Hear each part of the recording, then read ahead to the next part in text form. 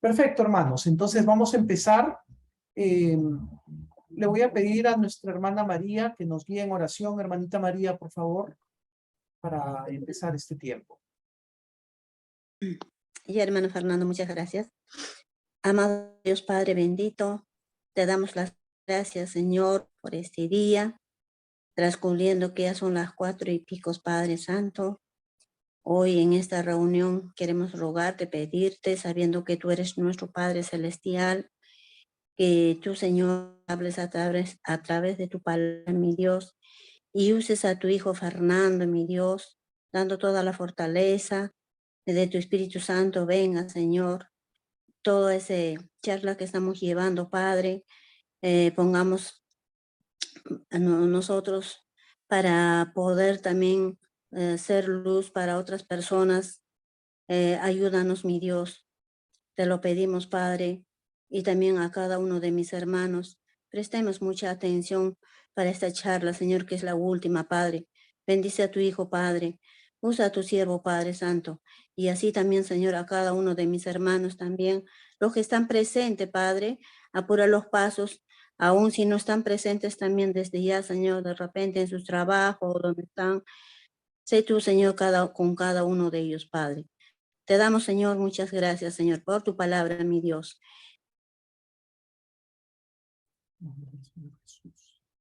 En el nombre del Señor Jesús te lo pedimos. Amén. Amén. Bien, hermanos, vamos a empezar.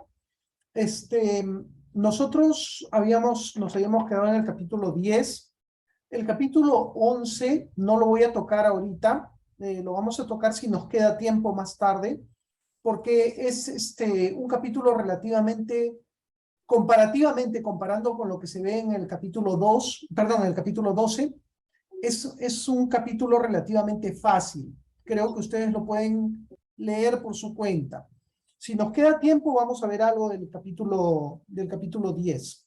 Pero ahorita, perdón, del capítulo 11. Pero ahorita nos vamos a centrar en el 12. Estos últimos capítulos del libro tienen que ver con problemas variados y nos da enfoques, nos da ideas acerca de las cosas que se nos presentan en distintas situaciones. Vamos a empezar viendo lo que se menciona aquí, ¿no? Enfermedades emocionales. A ver, denme un segundo, quiero ver mis notas para ubicarme.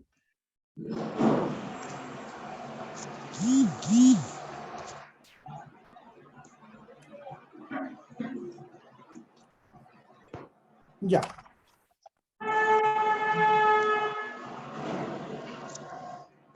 Ok.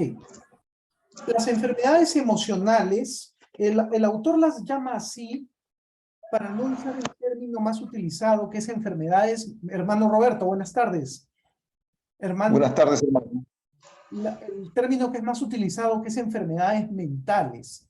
Perdón, hermanita Giovanna, hermanita Carmen, no les había visto. Disculpen, por favor. A ver, mejor voy a revisar. No se preocupe, hermano. Buenas tardes. Disculpe más bien por ingresar un poco tarde. No se preocupe. Entonces, este tema más habla de las enfermedades mentales. Entonces, nosotros tenemos que a veces nos encontramos con estos casos de enfermedades mentales y son casos bastante chocantes. Por eso un consejero debe estar preparado para esto.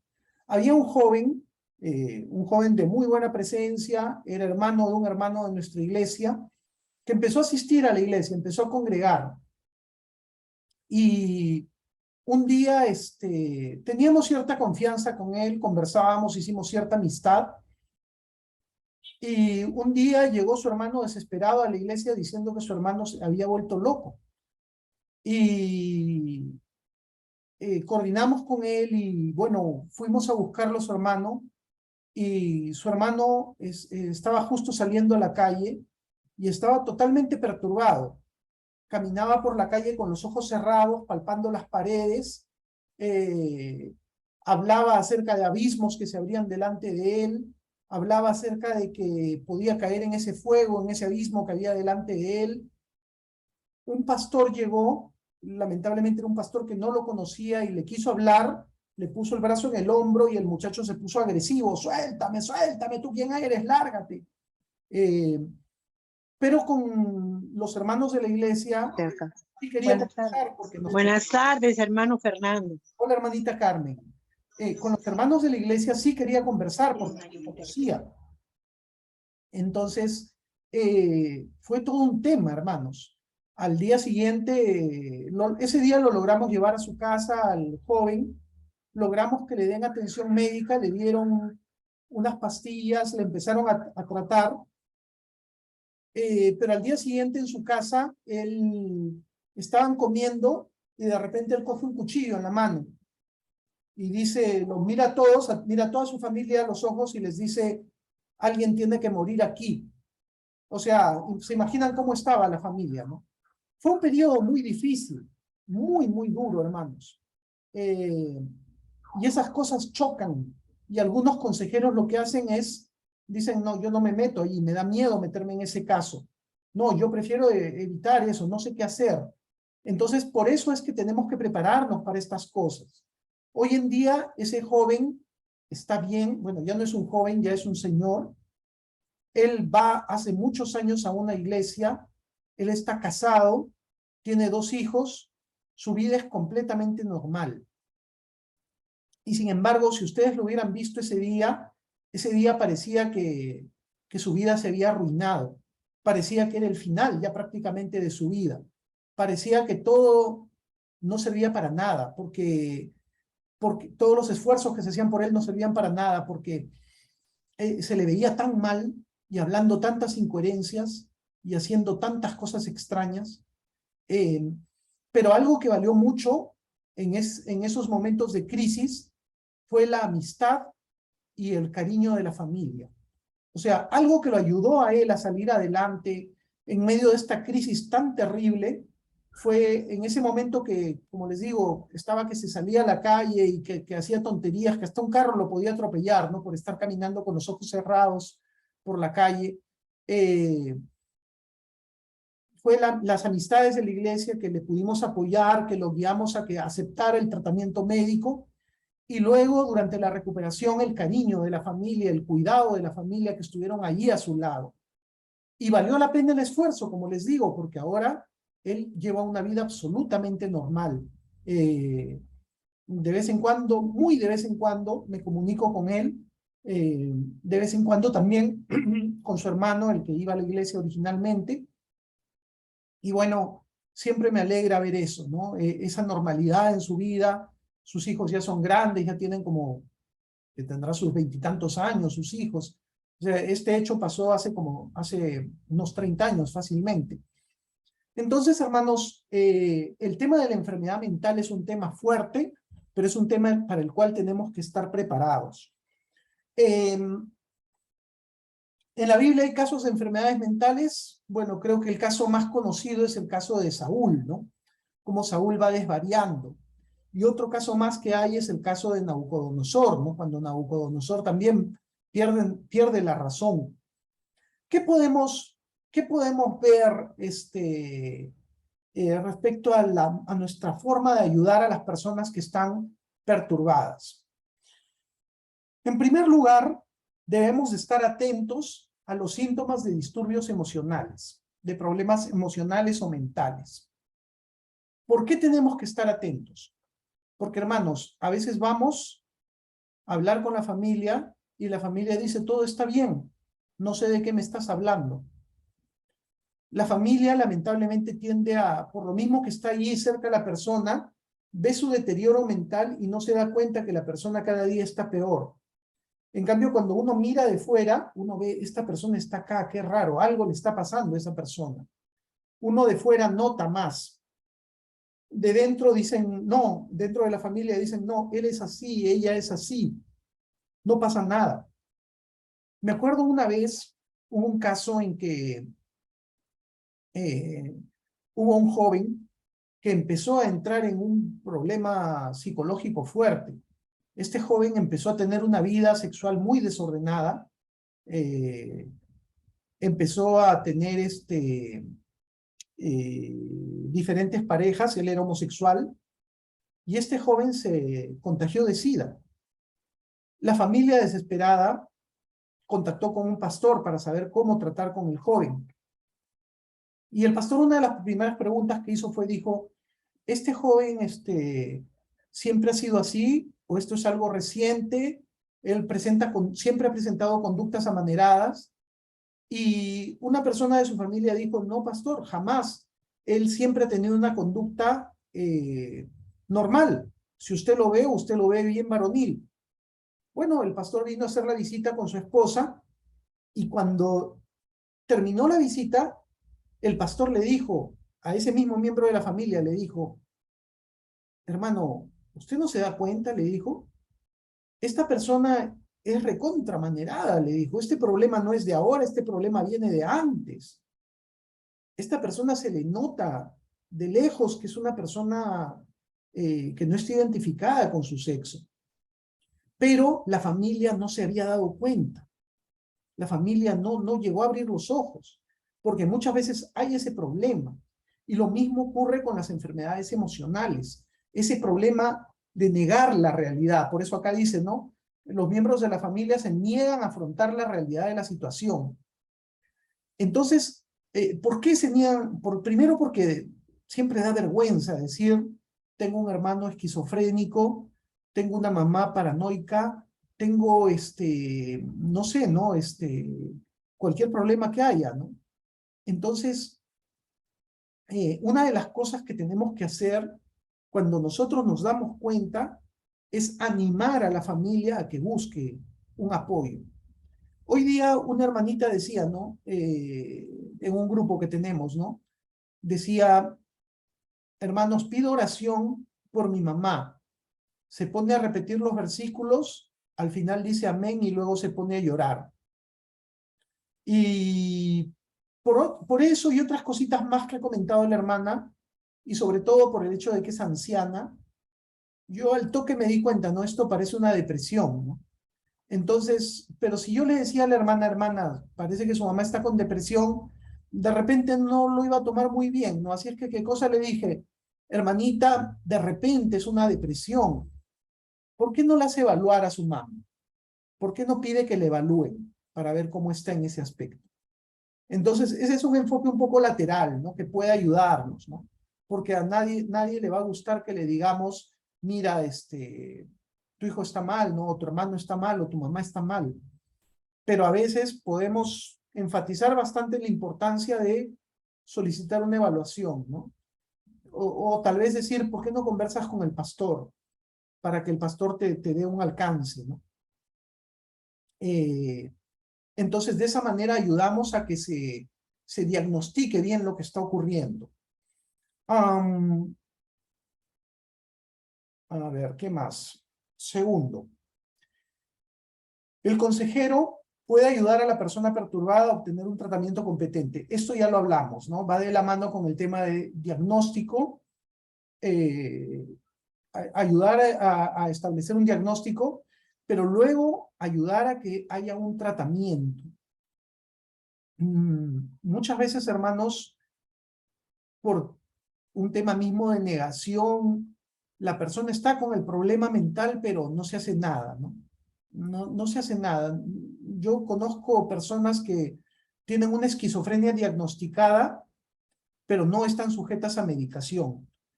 Y es como que la familia no quiere pensar en el tema, prefieren mirar a otro lado.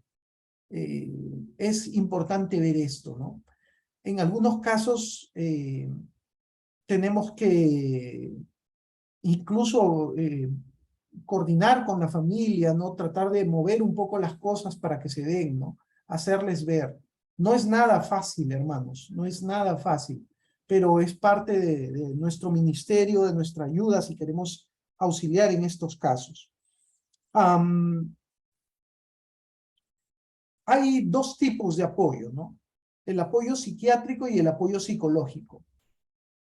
Mi sugerencia es que el psicólogo, ¿qué hace? El psicólogo básicamente conversa con la persona, trata de hacerle entender, trata de entender su situación, de hacerle ver sus errores, trata de darle nuevas ópticas para afrontar las situaciones que lo perturban.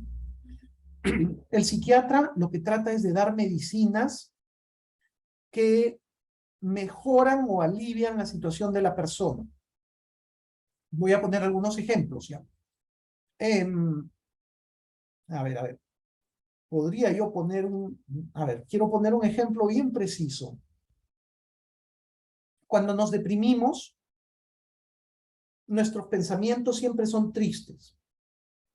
Cuando uno está triste, hay ciertas sustancias que no se segregan en el cuerpo. La tristeza hace que ciertas sustancias se apaguen. Las alegrías hacen que ciertas sustancias se activen. Por ejemplo, no sé si usted se ha dado cuenta que usted de repente está triste y va a una vigilia, y en la vigilia se ora, se alaba, se escucha la palabra, usted se alegra, se quebranta de repente en medio de la vigilia porque usted estaba mal, estaba triste, pero durante todo ese tiempo en que usted está contento, está alabando a Dios, está dándose cuenta que hay esperanza, que hay cosas buenas para usted, que tiene el Señor, que no hay que hundirse en el problema. Todo ese tiempo su cuerpo está que segrega sustancias químicas que son buenas. La más famosa es la serotonina, pero son bastantes. Entonces, ¿qué sucede? Esas sustancias hacen que usted cuando sale de la vigilia dice, uy, valió la pena, no tenía ganas de venir porque estaba tan triste, pero ahora me siento muchísimo mejor. ¿Por qué? Porque si bien es cierto, ha habido algo a nivel hormonal, perdón, estoy yendo al revés. Hay algo a nivel espiritual, hay un cambio a nivel mental, porque usted ha cambiado su enfoque de sus problemas a Dios. Hay una mejoría emocional, también hay una mejoría de química en el cerebro. Se han segregado sustancias que lo hacen a usted sentir bien. Y ese día usted sale a las 6 de la mañana de la vigilia, se va a dormir a su casa, duerme 4 horas de repente, pero esas 4 horas las duerme feliz, descansado. ¿Por qué? Porque esos químicos le han hecho bien a su cerebro, le han dado paz, todo eso que usted ha recibido. No es solamente una cuestión espiritual, emocional y mental, es también un tema de química del cerebro. Entonces, cuando una persona está deprimida, ¿qué hace el psiquiatra? Muchas veces le da en pastillas esas sustancias que la persona necesita.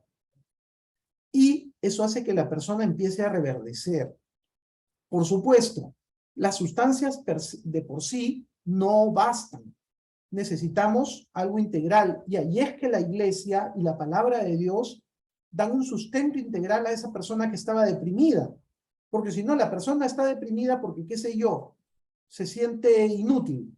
Le damos sustancias, le sacamos de su depresión, pero una vez que le sacamos de su depresión, nuevamente empieza a pensar, soy inútil. Y otra vez entra en depresión.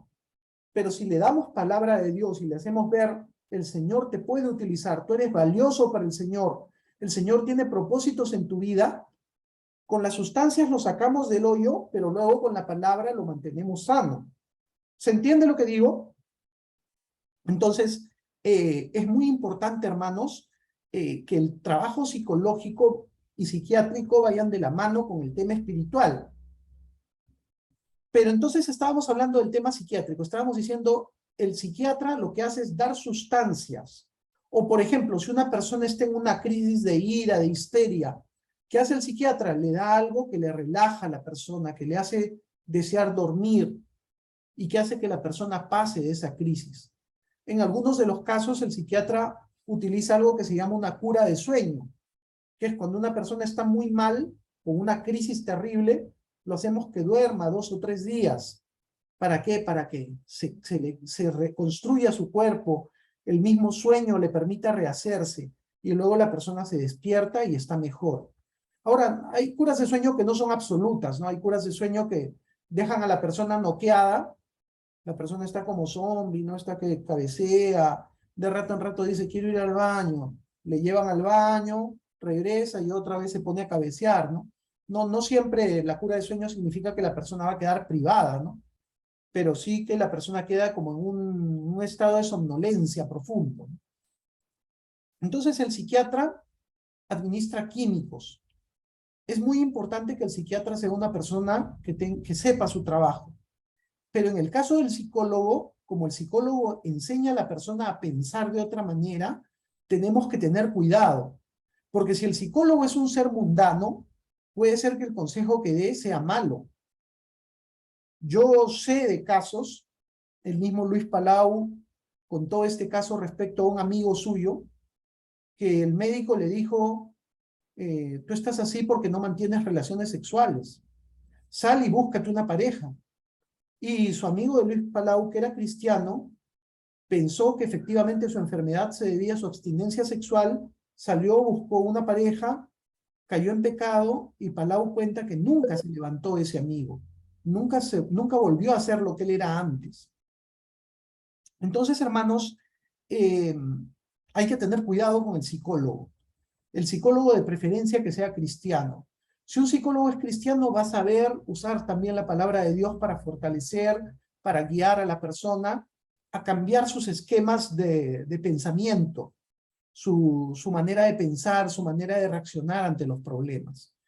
Pero el psiquiatra no hace tanto eso. El psiquiatra más que nada asigna medicamentos, pastillas, ciertas cosas que el cerebro de la persona necesita. ¿Hasta aquí alguna pregunta o comentario? Bien. Hermanos, ¿me están escuchando que estoy hablando con... ¿Sí? Sí, hermano. Perfecto, gracias, gracias. Ya, porque no, ya me ha pasado a veces, no sé si les ha pasado en el teléfono que están hablando media hora y de repente se dan cuenta de que todo el mundo ya cortó hace rato, ¿no? Que el otro ya cortó hace rato. Bien, otro punto más que hay que considerar es el tema de la hospitalización. Fernando, disculpe que le corte. El otro era el apoyo psiquiátrico, la otra era el apoyo ¿qué? Psicológico, de un psicólogo. Ya, y hermano, gracias. Psicólogo y psiquiatra. A veces se necesita hospitalización. Y una de las cosas más duras, hermanos, es cuando el paciente no quiere que lo internen. Pero el médico dice, este paciente necesita ser internado. Es muy duro, a la familia le choca mucho, y a veces tenemos que ayudar en esos trances, ¿no? Me acuerdo una vez, hace ya como 10 años, mi padre era un hombre muy activo, era un hombre muy activo, siempre había trabajado. Él en esa época debería de tener sus 75 años, pero él siempre seguía trabajando, trabajaba duro, ya trabajaba por lo menos 10 horas diarias, le gustaba su trabajo. Y un día, yendo a hacer un reparto de una mercadería, se resbala en una mancha de aceite y se fracturó la pierna. Y lo llevamos a un centro de salud, a un hospital. Y bueno, él entró, ¿no? Y yo estaba afuera esperando. Y sale el médico sudando. Y me dice, señor, me dice, por favor, hable con su papá, me dice. No se quiere dejar poner el yeso. Yo me sorprendí, ¿no? Y entré y lo vi a mi papá todo, o sea, ¿cuál es la palabra? Como desubicado, como que miraba a un lado, miraba a otro, y lo único que repetía era, no, doctor, no, yo no me puedo poner yeso, doctor, yo necesito trabajar, yo tengo responsabilidades, doctor, no puedo, doctor. Y bueno, conversé con mi papá, le abracé, ¿no? Le dije, papito, es temporal, bueno, le hablé, ¿no? Y finalmente aceptó, ¿no? Y después a veces conversábamos y bromeábamos un poco, bueno, yo le bromeaba un poco de eso, ¿no? Le decía, ¿te acuerdas, no? Cómo te pusiste negativo con el tema del yeso y al final ya estás de lo más bien, ¿no? Pero hay momentos así cuando las personas no quieren aceptar algo, ¿no? Y puede ser que hayan miembros de la familia que digan, no, ¿cómo lo van a internar? En ese lugar hay gente que se enferma mental, nuestro hermano, nuestro padre no está tan mal, ¿por qué se lo van a llevar allá? Ni que estuviera loco. Entonces son momentos muy duros, hermanos. Pero algo que tenemos que hacer es apoyar a que ese momento sea más manejable. Yo recuerdo el caso de una tía, ¿no? Una tía que tuvo que ser internada y no una vez, tuvo que ser internada como 4 veces. Pero esta tía, gracias a Dios, también, en general, su vida ha sido una vida normal. Siempre mi tía tiene sus cosas, ¿no? Siempre tiene sus cosas ahí, sus cositas fastidiosas, pero en general ha tenido una vida normal, ¿no? Sus hijos son profesionales, ella siempre se ha desenvuelto bien. Actualmente mi tía ya debe de tener 70 y tantos años, pero está bien, está saludable, está bien en general. Entonces, una hospitalización no significa necesariamente el fin tampoco, ¿no? A veces es simplemente una etapa o un momento en el cual se diagnostica bien a la persona y se le saca ya con un diagnóstico claro y se sabe, esta persona tiene que tomar esta medicina a lo largo de su vida, ¿no? Mi tía, por ejemplo, siempre tiene que ponerse litio, ¿no? O tomar litio, no estoy seguro, creo que lo toma. No estoy seguro. Y bueno, con ese litio se mantiene bien, ¿no? Se mantiene saludable. Entonces, este tema es clave, ¿no?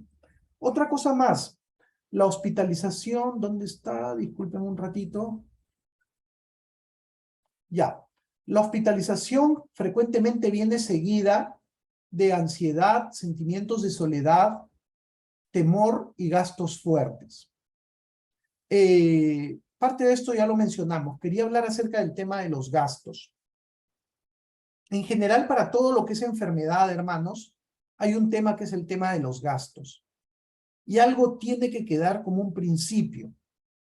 Incluso si usted me dice, pero hermano, no hay problema porque yo soy millonario, ¿no? Yo puedo dar plata para ayudar a esa persona que está enferma. Sí, está bien, pero la primera responsabilidad, ¿a quién le corresponde? A la familia. Eso tiene que quedar bien claro. Primera responsabilidad, los que tienen que estar allí visitando, presentes, poniendo económicamente, tiene que ser la familia. Tengamos cuidado. A veces nosotros, por ser generosos, al final lo que hacemos es que generamos irresponsabilidad. Decimos, no, yo puedo apoyar con esto. Nadie nos ha pedido, pero ya estamos. Yo tengo esto, yo le puedo ayudar, hermanito. ¿Y qué pasa? De repente él tiene familia que podría ayudar, pero que ven, en su iglesia le están ayudando. ¿Qué más quiero? Me guardo la plata. Y después no tengo, pero pídele a tus hermanos de la iglesia que te ayuden, pues. Eso es muy peligroso, hermanos. Muy peligroso. Tengamos mucho cuidado. No vaya a ser que nuestro buen corazón de ayudar terminemos haciendo lo que le corresponde hacer a la familia. De repente nosotros decimos, sí, yo puedo ir a ayudar en tal cosa, yo puedo cocinarles. Y de repente le toca a un primo, a un hermano, a un padre que cocine. A veces también he visto casos en los que la familia tiene dinero, pero ese dinero ya lo tienen asignado. Por decir algo, ¿ya? Tienen una hija en la universidad. Entonces, surge la crisis, no tenemos plata. Y de repente tú averiguas que la chica está en la Universidad Católica y paga 2.500, 3.000 soles mensuales en pensión. Y tú dices, pero acá lo que corresponde es que saquen a la chica de la universidad, que deje de estudiar un par de ciclos hasta que su mamá se mejore o el pariente que sea, ¿no? No, ¿cómo va a parar de...? Mejor vamos a pedir apoyo a la iglesia, vamos a pedir apoyo a la familia, vamos a pedir un préstamo. Entonces, existe eso también, ¿no? Y a veces uno tiene que ser consciente. Si estamos en una crisis, se toman medidas acordes a la crisis. No se va a tocar puertas primero, ¿no? Primero que nada, el ajuste debe ser a nivel de la familia. Entonces, todo esto requiere que muchas veces un apoyo del consejero, ¿no? Porque a veces un miembro de la familia no quiere, pero si tenemos llegadas y de repente le conocemos porque va a la iglesia, podemos ir, conversar con él, hacerle ver las cosas o animarlo a que hable con un pastor para que el pastor medie. Podemos poner nuestro grano de arena en el tema de los gastos. Bien, el tercer papel del consejero cristiano es proveer ayuda mientras el paciente está hospitalizado. Muchas veces podemos visitar a la persona que está con el problema emocional, con el problema de desequilibrio emocional, pero no son visitas fáciles. No sabemos qué nos vamos a encontrar, ¿no? Por ejemplo, ese amigo mío que les conté, ¿no? Que cogió el cuchillo y dijo, hoy alguien tiene que morir aquí, algo así dijo, daba un poquito de miedo visitarlo, ¿no? Pero tenemos que saber superar ese miedo y reconocer que esa persona necesita visitas igual que cualquier enfermo. Entonces, ir con cuidado, con prudencia.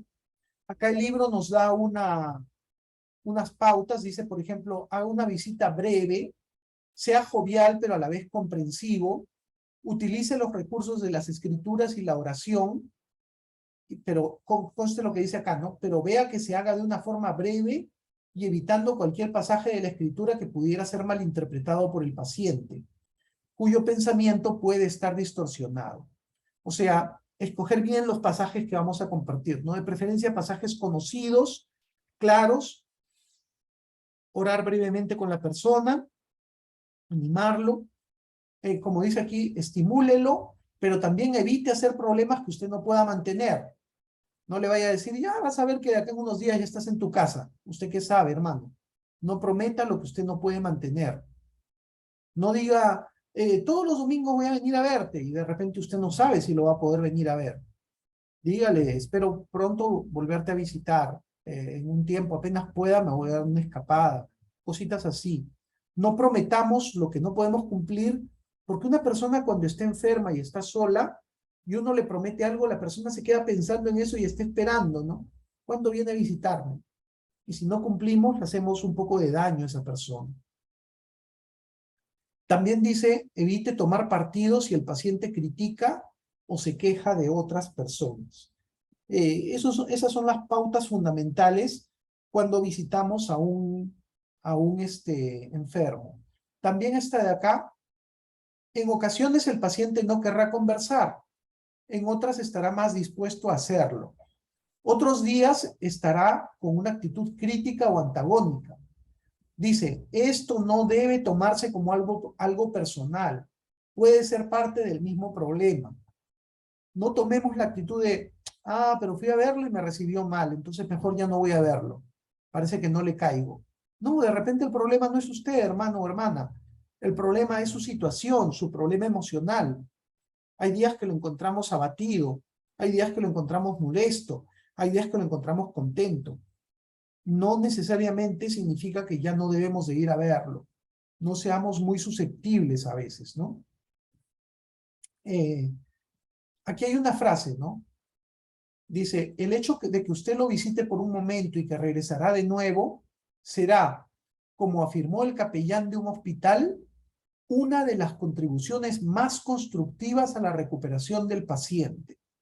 Hermanos, las visitas valen oro para un enfermo.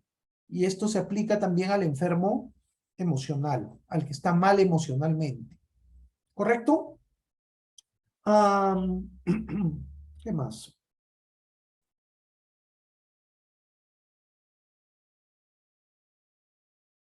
Acá también había una frase que se me pasó. Dice, una buena regla es tratar al paciente de la misma forma en que usted trataría a cualquier otra persona. O sea, no porque la persona tiene un desequilibrio emocional, no porque está internada por un episodio de neurosis o porque ha tenido una crisis, vamos a tratarlo de una manera especial. Tratémoslo normalmente. Eso ayuda. Eso también ayuda, ¿no? Que la persona no se sienta discriminada porque esté en un hospital. Bien, luego de la hospitalización, hay otro tema. Muchas veces, la mayoría de enfermedades, bueno, voy a usar el término que el autor dice que no se use, enfermedades mentales o problemas emocionales, se dan como resultado de problemas prácticos.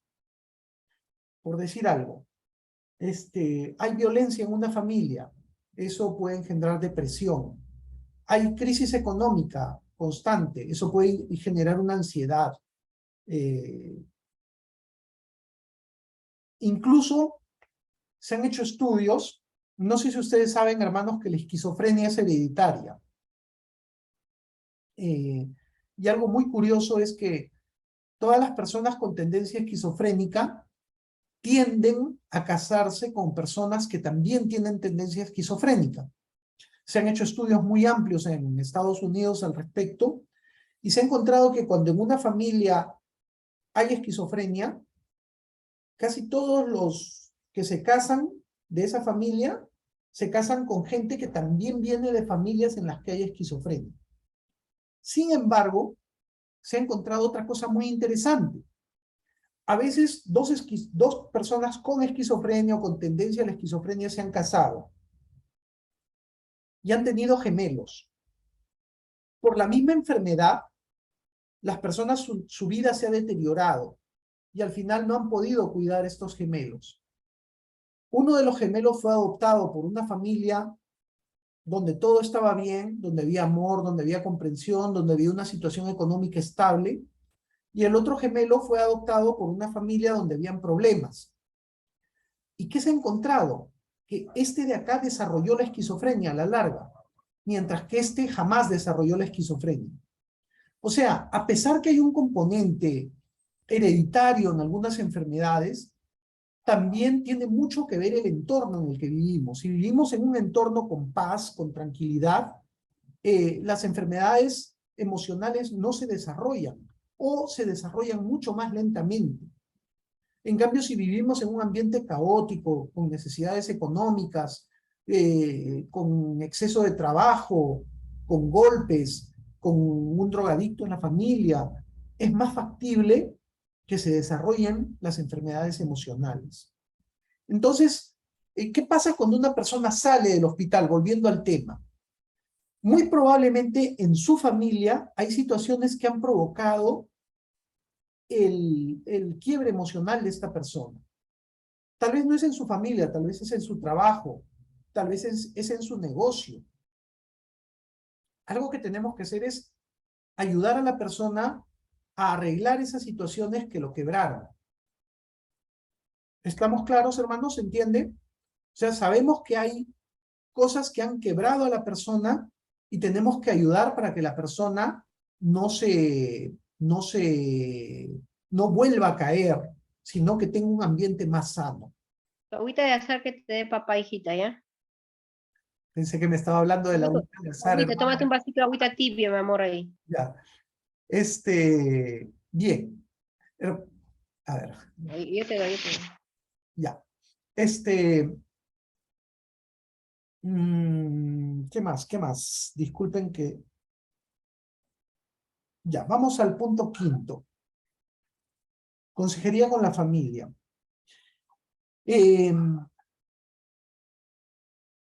La familia, ante un punto de un quiebre emocional, se ve muy afectada. Acá se mencionan algunas cosas: confusión, ansiedad, malentendidos. Muchas veces la familia necesita nuestro apoyo para superar este mal momento. Yo me acuerdo una vez cuando yo era niño, mi madre tuvo un quiebre emocional. Se puso a llorar y no paraba de llorar. Y empezó a decir que quería morirse. Fuerte, lo empezó a decir a toda voz. A todos nos afectó muy profundamente nos remeció eso.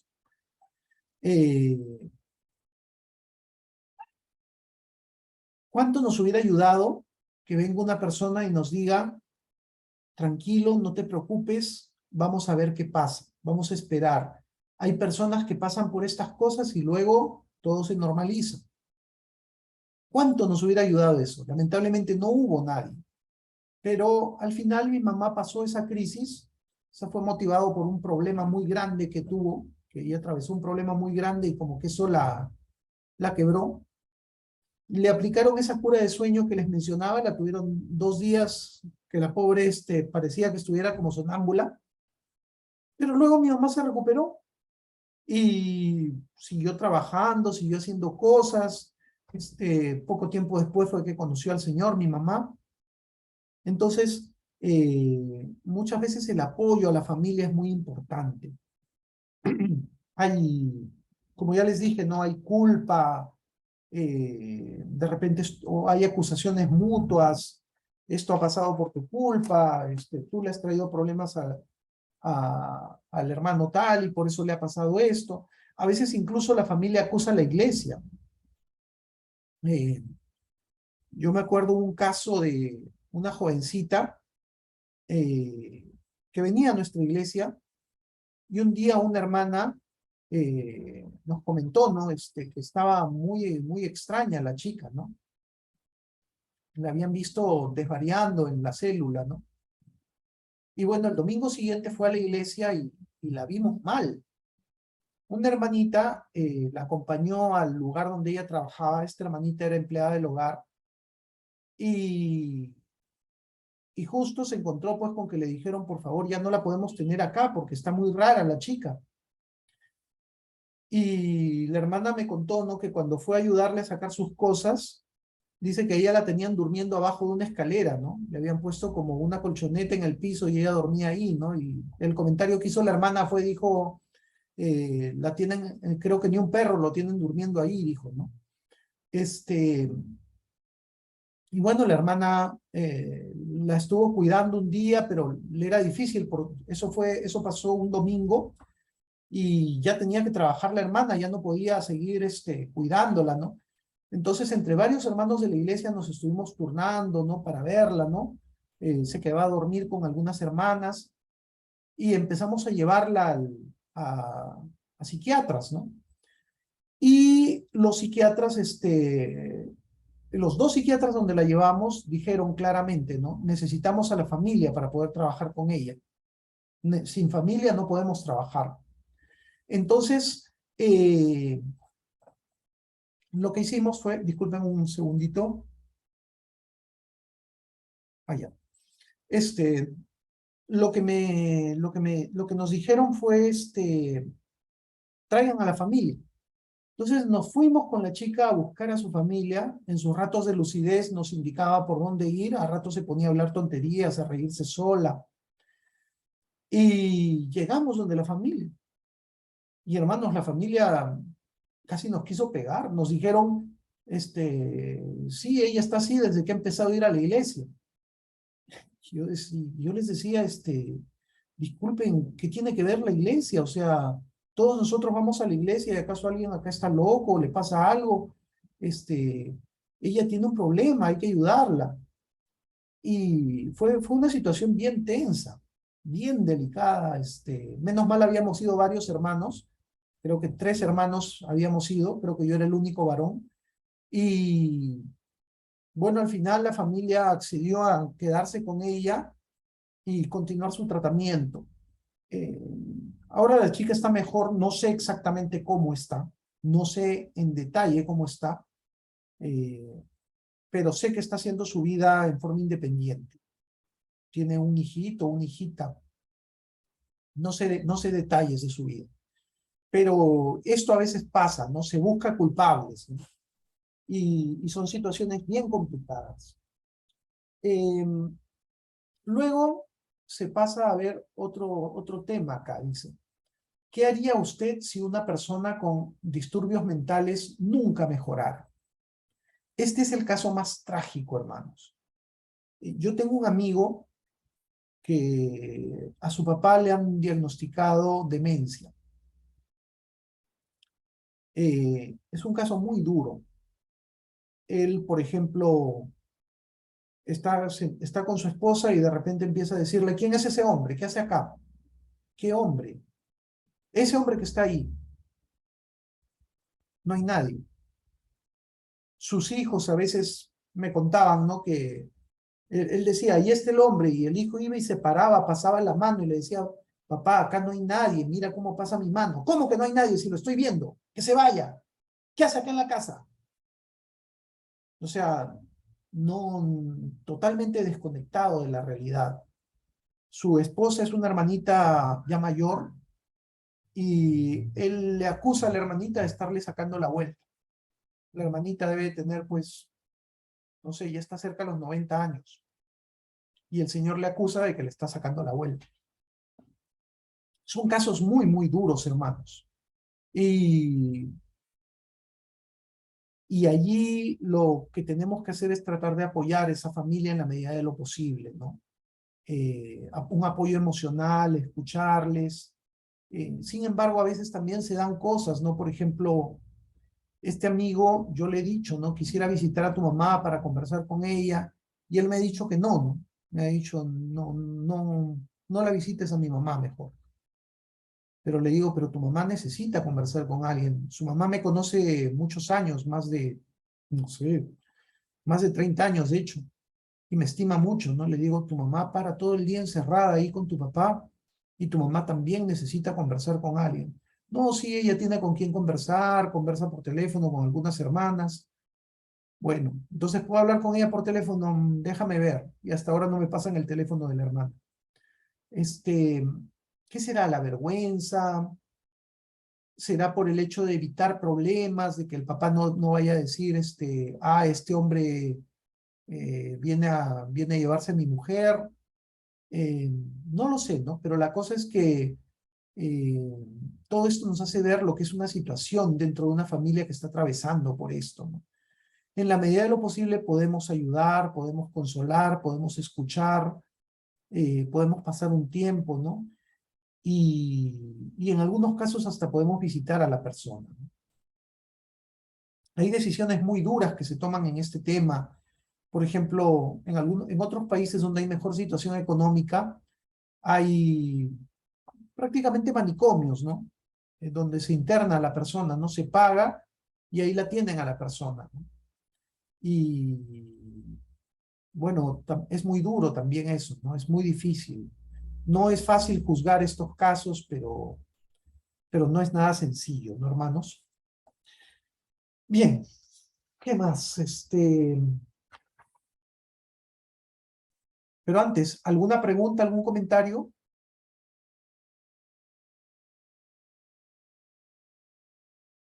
Bien. Consejería espiritual. A veces las personas nos comentan que tienen problemas espirituales. ¿Qué hacer con las personas que tienen problemas espirituales? Aquí se plantean algunas preguntas. Primera pregunta, ¿es usted creyente, realmente creyente? Recordar que hay gente que viene a la iglesia y es simpatizante, o que una vez levantó la mano y pasó adelante porque sintió que todo el mundo estaba pasando al frente. Pero eso no significa que sea creyente. Yo asistí un año a la iglesia sin convertirme. Empecé a asistir en enero de 1982 y recién me convertí en diciembre, noviembre, diciembre, la verdad no me acuerdo la fecha, noviembre o diciembre de 1982. O sea, estuve casi un año yendo a la iglesia. Incluso en esa iglesia permitían que los jóvenes den mensajes a veces, los sábados, que era la reunión de jóvenes. Yo llegué a dar un par de mensajes los sábados y no me había convertido. Entonces, primera pregunta, ¿es usted realmente creyente? Segunda pregunta, ¿existe algún pecado en su vida? A veces, hermanos, hay una práctica de pecado, hay un pecado que encadena a la persona y eso puede causar muchos problemas espirituales. Tercero, ¿está físicamente fuera de forma? Cuando estamos mal de salud, cuando estamos débiles o cuando estamos, no sé, con un problema de obesidad, eso nos afecta. Nos afecta. Cuando hay una enfermedad que no es tratada, todo eso golpea a la persona como integridad y le afecta también emocionalmente y espiritualmente. Entonces, es un tema a considerar. ¿Está usted nutriéndose espiritualmente? O sea, lee la palabra, ora, congrega, o está débil en este aspecto. Siguiente punto. ¿Está sobrealimentado espiritualmente? ¿A qué se refiere con esto de sobrealimentado? Una vida cristiana equilibrada no es solamente mirar hacia arriba y estar todo el día en una actitud de adoración a Dios, es también mirar a los demás y ver cómo puedo amar a los demás, cómo puedo servir a los demás, cómo puedo ayudar a los demás. A veces cuando una persona está en una actitud farisaica, mirando para arriba, pero a su prójimo no lo mira, no lo siente como prójimo, eso no es sano espiritualmente. El verdadero cristianismo es amar a Dios sobre todas las cosas, pero también amar al prójimo como a uno mismo. A eso se refiere cuando dice acá, está sobrealimentado espiritualmente. Dice, podemos sentirnos envanecidos. Muchas veces cuando las personas se enfocan mucho en su relación con Dios, están contentas, ¿no? Uy, yo oro 1 hora al día, yo leo mi Biblia de rodillas 1 hora al día, yo todo el día escucho alabanzas. Pero a veces todo ese orgullo lleva a que esa persona se considere santa y cuando trata a su prójimo lo trata como le da la gana, ¿no? Porque siente, como yo soy santo, yo le digo a cada uno lo que merece, porque soy un santo y Dios me guía. Y no se dan cuenta que quien les guía es su carne. Entonces, ese es un tema para ver. Va de la mano con esto cuando dice, ¿es usted un legalista súper crítico? Personas que se la pasan criticando a los demás porque no hacen las cosas como ellos quieren. Su pensamiento está claro. A veces siendo creyentes, no vemos las cosas con claridad. Ahora, me parece que esta pregunta no es para hacerla, sino para observar como creyente, ¿no? Y de repente hacerle ver a la persona si no está pensando como debe ser, si no tiene un pensamiento claro. ¿Existe alguna área de su vida que necesita equilibrio? Hay personas que se consagran al trabajo, se consagran a los deportes, se consagran a la vida social, se consagran al estudio. Una vida necesita equilibrio. ¿Estudiar es bueno? Sí, pero hay muchos jóvenes cristianos que se apartan de Dios por los estudios. Yo estudié en la uni, hermanos, y el estudio era muy fuerte. Me acuerdo cuando tuvimos el primer ciclo, llevamos 4 cursos en mi especialidad, y prácticamente a todo el mundo lo jalaron por lo menos en un curso. Hubo gente que la jalaron en los 4 cursos, hermanos. Entonces, ¿esto qué hacía? Que la gente se dedicara a estudiar mañana, tarde y noche. Sábados y domingos estaban estudiando. ¿Yo qué hacía? Yo dije, a no ser que el mundo se esté cayendo, yo voy al día de oración de mi iglesia. A no ser que el mundo se esté cayendo, yo voy los sábados a la reunión de jóvenes. Y el domingo, ¿qué hacía? El domingo yo no tocaba los libros. El domingo era mi día de buscar a Dios. A veces cuando estaba en una situación de crisis, por ejemplo, finales, ¿no? Parciales, ¿qué hacía? Llegaba a mi casa el domingo del culto y me metía a dormir a las 9 de la noche. Y me despertaba a las 3 de la mañana y a las 3 me ponía a estudiar, el lunes ya. Pero yo el domingo no lo tocaba. Y creo que esto me ayudó a que la universidad no me aparte de Dios. Porque hay muchos que entran a la universidad y se olvidan de Dios. Entonces, tener cuidado, ¿no? Tener cuidado. Hay gente que el trabajo le hace que se olvide de Dios. Hay gente que empieza a practicar deportes y se olvida de Dios. Hay gente que tiene amistades y las amistades le hacen que se olvide de Dios. Mantener el equilibrio, ¿no? Sacrificar algunas cosas. ¿Está usted utilizando el poder del Espíritu Santo? A veces no tenemos una comunión con Dios. No pedimos al Señor fuerza, estabilidad, sabiduría. Y lo último, ¿es usted muy independiente? ¿Usted conversa con otros hermanos, se relaciona con otros hermanos, o usted anda por su cuenta, es como el llanero solitario? Y hermanos, no se olviden que hasta el llanero solitario tenía un amigo, ¿no? Toro, ¿no? ¿Se acuerdan, no? Algunos habrán visto el dibujo animado. Y en realidad es muy triste cuando alguien anda solo, ¿no? Siempre debemos de tener a alguien con quien podamos conversar, con quien podamos desahogarnos, con quien podamos compartir nuestras necesidades. Eso es muy importante, hermanos. Alguien que nos diga nuestras verdades en nuestra cara también. Porque a veces por ejemplo, ¿no? Ustedes me ven a mí y de repente ven puras cosas positivas, ¿no? Pero yo tenía un amigo, por ejemplo, con el cual siempre paraba, y este amigo me conocía, me apreciaba mucho, yo también lo apreciaba a él, pero nosotros nos decíamos nuestras verdades, ¿no? Él a veces me decía, Fernando, ¿qué estás haciendo con esto? Fernando, cuidado con aquello. Fernando, ya para con esto, ¿ah? Esto te va a hacer daño. Eso era muy valioso para mi vida, tener una persona que me corregía, una persona que me decía mis cosas. Había un chico también en mi célula que él también era muy directo conmigo, ¿no? Me tenía un profundo respeto porque cuando él llegó a la iglesia él estaba atravesando una situación terrible y yo le ayudé a salir de eso, pero también él tenía esa claridad de decirme, esto está mal, esto no puede ser, ¿por qué le has dicho tal cosa a tal persona? ¿O tú crees que está bien la forma como estás actuando? Eso vale oro, hermanos, cuando tenemos alguien que nos dice nuestras verdades y que nosotros no nos molestemos con esa persona, sino que al contrario, le agradezcamos, le digamos, gracias por tu ayuda. Bien, hermanos, tal como les dije, este capítulo 12 es muy denso, muy duro, por eso nos hemos demorado. Vamos a continuar después de nuestra pausa. Entonces nos tomamos 5 minutos, ¿está bien? Sí, hermano Fernando. Gracias. Ya, hermanita. Entonces, Correcto, hermano. mediante, seguimos. Permiso, hermanos.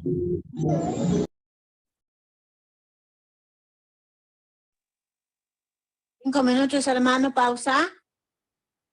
Sí, hermanita, 5 minutos pausa.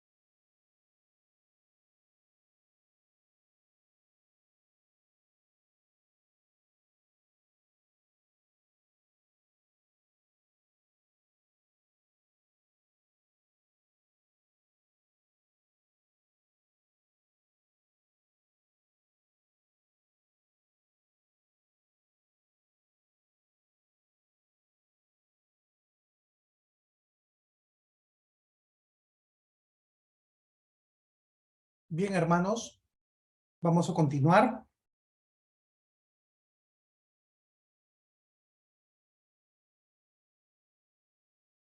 ¿Quiénes están presentes? La hermanita María García. Sí, Jessie. hermano, estoy atenta a su consejería. Lo que pasa es que por momentos se me corta el internet, hermano Fernando. No se preocupe, Debe- hermana. Sí, Hermanita Mónica también ya la vi. Carmela y Jessica, espero que estén. Bien, vamos a continuar, hermanos. Roberto parece que ha salido y la hermana María Elisa tenía que retirarse. Continuamos. ¿Qué ocurre cuando una persona está pasando por una enfermedad?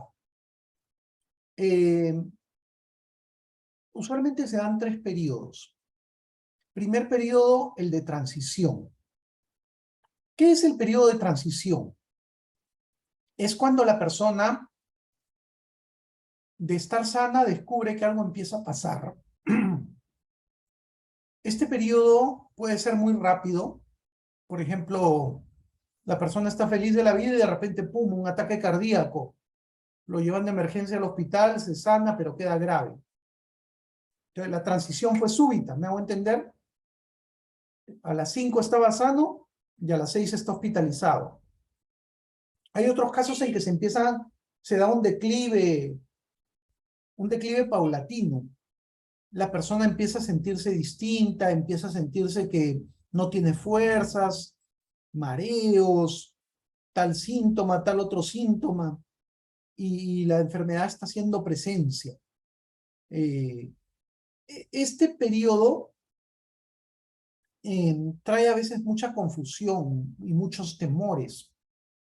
Personalmente, bueno, ustedes saben, yo les he compartido que no he estado bien de salud en estos últimos meses, y muchas veces en mí ha habido temores, ¿no? Ha habido cosas que están allí dando vueltas, ¿no? Que no me dejan tranquilo los pensamientos, ¿no? No es fácil, hermanos. Pero por otro lado, hay personas, bueno, yo me he estado moviendo, ¿no? He estado pidiendo que oren por mí, he estado yendo al médico, me he estado sacando análisis, he estado anotando mis síntomas. Pero hay personas que son todo lo contrario y entran en una negación. Es decir, la persona no quiere reconocer que está enferma. La persona prefiere cerrar los ojos y dice, no, ya se me va a pasar ya. No, seguramente es algo que me cayó mal, seguramente es por lo que estoy un poquito subido de peso. No es por lo que no hago ejercicio. No, eso ya tuve antes y ya se me pasó solo. Y esto puede producir que la persona no preste atención a tiempo a sus malestares. Como consejeros, tenemos que ayudar en ambos casos. Si una persona no quiere atender su enfermedad, tenemos que animarla. Atiende tu enfermedad, dedícale tiempo. Vamos a orar por eso y vamos a ir al médico. Vamos para que te chequeen. Habla con tus hermanos de tu grupo, de tu célula, de tu ministerio, para que oren por ti. Vamos a sacar una cita en el seguro, si tú tienes seguro, ¿no? Si tienes seguro a la persona, perdón. Y si la persona es del otro tipo de la persona que está angustiada, confundida, darle paz, darle promesas de Dios, ayudarlo, ¿no? A superar esa crisis emocional que va con la enfermedad. A veces la persona se hace la dura, pero sí tiene problemas.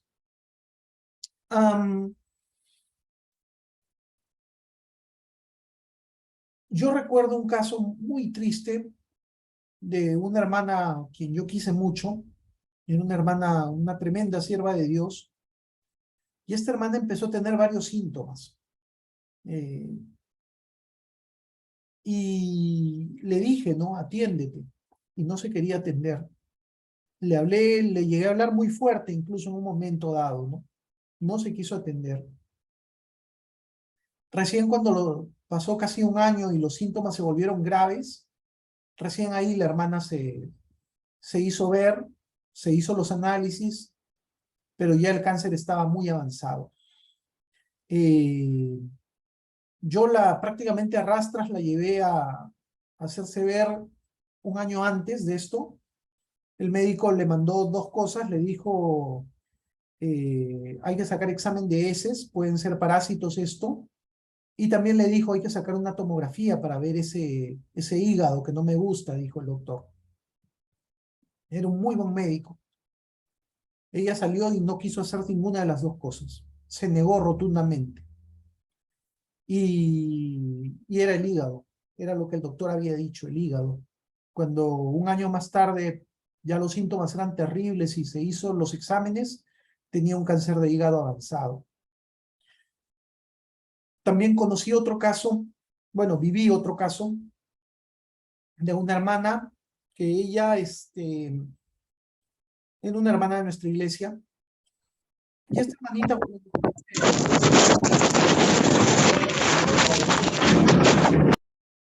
la conocía, siempre una mujer muy alegre, muy de fe.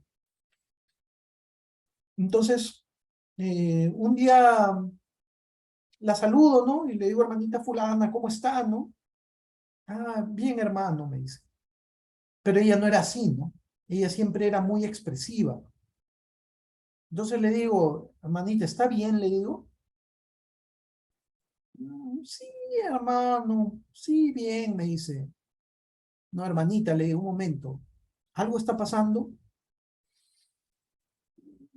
Nada, hermano, no, cuénteme, por favor, ¿qué está pasando? Mira, hermano, lo que pasa es que hace varios días que estoy con un dolor que no me deja dormir muy bien. Ya, ¿y a dónde tiene el dolor? Le digo. Me dice, en la mama derecha, me dice. La hermana era como 20 años mayor que yo, ¿no? Yo la veía como una señora, ¿no? Le digo, hermanita, ¿y usted se ha hecho ver? No, hermano, me dice, ya me va a pasar, seguro, me dice. ¿Tiene usted algún bulto, algo ahí? Sí, hay un bultito, me dijo. Hermana, esto no puede ser, le digo. Tiene usted que hacerse ver eso. Si eso es cáncer de mama, es urgente que se vea. No, hermanito, ya me va a pasar. Hermana, tiene que hacerse ver, le digo. Usted es una sierva de Dios, usted es una hermana muy querida en la iglesia. No puede descuidar eso. Quiero que me prometa que se va a hacer ver. Se quedó así pensando. Ya, hermano, está bien. Y le dije, quiero que hables con tu pastor. Perdón, con su pastor, yo lo trataba de usted. Entonces, medio que no quería, pero al final aceptó. Y de ahí cada vez que yo la veía le preguntaba, ¿y se está haciendo ver? Y yo no sabía, pero en paralelo tuvo una discusión con su pastor, porque su pastor le dijo, tienes que hacerte ver, y ella se negaba. Ella a mí me dijo que sí se iba a hacer ver, pero con su pastor se puso terca y le dijo que no, que ella no tenía nada. Y al final, felizmente se hizo ver. Al final a la pobre le hicieron, creo que se llama mastectomía, ¿no? Cuando sacan las dos mamas, le sacaron. Pero la hermanita, gracias a Dios, quedó bien, está sana y buena, ¿no?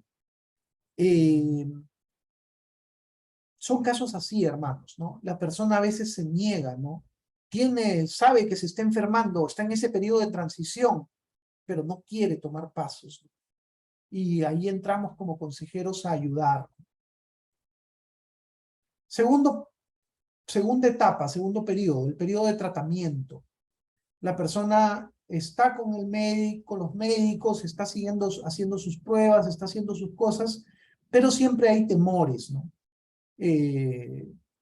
Los médicos habrán hecho un buen diagnóstico, mejoraré, ¿qué pasa si tengo algo más? ¿Cuánto tiempo voy a estar así? ¿Podré pagar todos los gastos? ¿Cómo se siente mi familia por esta carga que yo soy ahora que estoy enfermo? Entonces también allí tenemos un campo para apoyar, para ayudar, ¿no? Porque la persona está atravesando muchas situaciones, muchas dudas. Ya vimos el tema de la hospitalización, que probablemente la persona no se va a querer hospitalizar porque sabe que siempre se ha sentido independiente y ahora estar internado es difícil, estar en un ambiente con personas que uno no conoce, que venga una enfermera a limpiarlo a uno o a bañarlo, no es cómodo, ¿no? Alejarse de la familia. Y la tercera etapa es la etapa de convalecencia. La persona empieza a mejorar. Y uno diría, oye, pero ¿qué problema va a haber si ya la persona está sanándose? Pero sí, pueden haber problemas. Por ejemplo, puede ser que el paciente ya se volvió un poquito niño engreído, ¿no? Porque en el hospital le daban de comer en la boquita, lo llevaban de la manito al baño, y en la casa le dicen, oye, pero el baño está cerca, camina tú solo, ya puedes caminar, ¿no? Y la persona se molesta, ¿no? Dice, en el hospital me trataban mejor que en mi casa, en el hospital me cocinaban lo que yo quería, o si quería dejaba, acá me están obligando a que coma. De repente también, ¿qué pasa? En ese periodo de enfermedad, un hijo que antes estudiaba tuvo que ponerse a trabajar. Y ahora que el papá o la mamá ya mejoraron y la situación económica está mejor, ese hijo ya no quiere dejar el trabajo para ir a estudiar, ya le gustó la plata, ¿no? Ya le gustó salir, ya le gustó tener una vida más adulta y dice, no quiero estudiar. Entonces, hay problemas, ¿no? Diversos, ¿no? De repente la mamá ha asumido el rol de jefa de hogar, regresa el papá y la mamá todavía no quiere soltar ese lugar, ¿no? Dice, no, no, yo soy la que dirige acá las cosas, ¿no? Tú estás enfermo, ahí nomás, ¿no? Descansa, ¿no? Entonces, en cada una de las etapas hay circunstancias en las que podemos ayudar. En general, en términos generales, algo que podemos hacer con el paciente y con la familia es consolar y animar,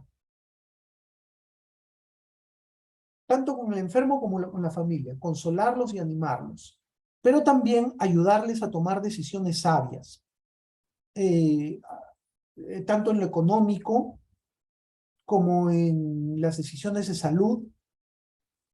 Yo me acuerdo, yo tenía una familia muy cercana y siempre conversábamos con ellos.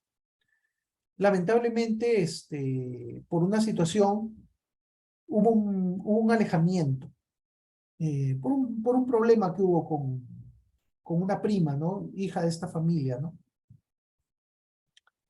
Y cuando el papá se enferma, ya no me comentaron nada, ¿no? Y ellos tomaron la decisión de que el papá sea operado en una clínica chiquitita, ¿no? Que había, ¿no? Y en esa clínica no le dieron los cuidados debidos a mi tío, y mi tío salió muy mal de esa clínica. Cuánto a mí me duele, ¿no? Y digo, ¿cómo hubiera querido estar allí, ¿no? Al costado de ellos, ¿no? Y haberles dicho, pero ustedes tienen los medios, tienen las posibilidades, que no se opere ahí, que se opere en una clínica más seria, ¿no? Perfecto, que de repente sale 20.000 soles la operación, pero ellos podían pagar 20.000 soles. Ellos tenían perfectamente la posibilidad de pagar 20.000 soles. No era un monto fuerte para ellos. Pero vieron otra posibilidad, el médico que le iba a operar era un médico bueno. Dijeron, bueno, acá sale 3.000 soles la operación porque salía 3.000 soles, vámonos por la clínica. Pero al final les costó carísimo, ¿no? Entonces, uno a veces puede ayudar a tomar decisiones sabias, ¿no? A tomar decisiones más prudentes, ¿no? Entonces, la presencia del consejero en un periodo de enfermedad es vital, ¿no? Ayuda mucho. También podemos coordinar apoyo, ¿no? Por ejemplo, apoyo económico, si se necesita sangre, coordinar. De repente por ahí la persona necesita una silla de ruedas, podemos movernos con las amistades. Alguien tiene una silla de ruedas que no utiliza, se dona, o un andador, o una cama clínica. Pero siempre, todo este apoyo, como ya dijimos antes, teniendo claro que quien tiene la primera responsabilidad es la familia. La familia son los primeros que deben de estar ahí poniendo de su parte. Mucho cuidado, hermanos, con no ayudar a que las personas se vuelvan ociosas e irresponsables. Porque hay gente que es así. Tenemos ahorita un caso de una jovencita que ha entrado en una enfermedad mental. Es muy triste su caso. Ella está en un albergue que entre varios hermanos, hay un buen grupo de hermanos que estamos apoyando, ¿no? Pero su hermana no ha querido meterse en el tema. Su hermana venía antes a la iglesia, ya no viene a la iglesia, hace años que no congrega, está alejada, pero no solamente no ha puesto un centavo, sino que ni siquiera ha ido a visitar a su hermana, ¿no? Y es un caso muy triste, ¿no? Tenemos que ayudar a que la familia se haga responsable de las cosas. Bien, siguiente punto. Consejería con un niño enfermo. Acá, lo primero es que los niños a veces no saben, ni siquiera ellos mismos entienden lo que sienten. Nosotros, como adultos, a veces nos confundimos en nuestros sentimientos. Perdonen un segundo. Pero los niños, mucho más. Los niños mucho más se confunden con sus sentimientos, no saben expresar lo que sienten, no saben verbalizar. Tampoco a veces comprenden lo que está pasando en su cabeza. Tienen miedo, pero no saben qué es miedo. Sienten más como una angustia. Y como son términos que a veces ellos no manejan, angustia, soledad, no saben expresarse, ¿no? A veces se expresan con conductas raras, ¿no? Se molestan, no hablan, se ponen a llorar, y es bien delicada. Disculpen, denme un minuto, por favor.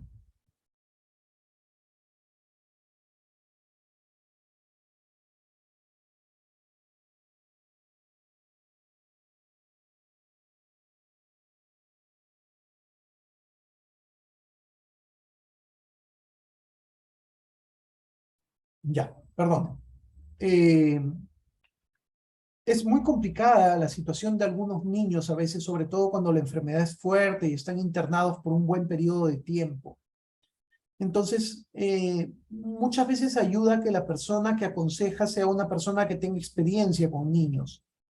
Pero si no la hay y tenemos que ir nosotros, estar muy alertas, observar al niño, tratar de percibir, más allá de sus palabras, percibir qué está pasando, ¿no? Orar con él, decirle, Jesús está contigo, Jesús te va a ayudar mientras estés enfermo, no te va a dejar solo.